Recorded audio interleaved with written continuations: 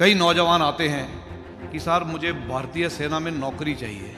मैं उन्हें यही बोलता हूं कि भारतीय सेना नौकरी का साधन नहीं है।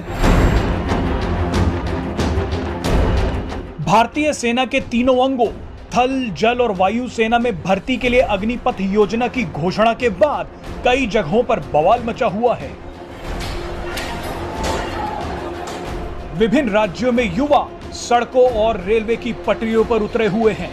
बिहार में तो कई जगहों पर ट्रेन को आग के हवाले कर दिया गया। लेकिन इन सभी के बीच दिवंगत सीडीएस बिपिन रावत का एक बयान वायरल हो रहा है। सड़कों और रेलवे स्टेशनों पर उत्पात मचा रहे इन सभी छात्रों को बिपिन रावत का यह बयान जरूर सुनना चाहिए। अक्सर देखा गया है कि लोग भारतीय सेना को एक एम्प्लॉयमेंट का जरिया मानते हैं, नौकरी हासिल करने का जरिया। मैं आपको एक चेतावनी देना चाहूँगा कि ये गलतफहमी अपने दिमाग से दूर निकाल दीजिए। भारतीय सेना एक नौकरी का जरिया नहीं है। अगर आपने भारतीय सेना में शामिल होना है तो आपको शारीरिक और मानसिक रूप से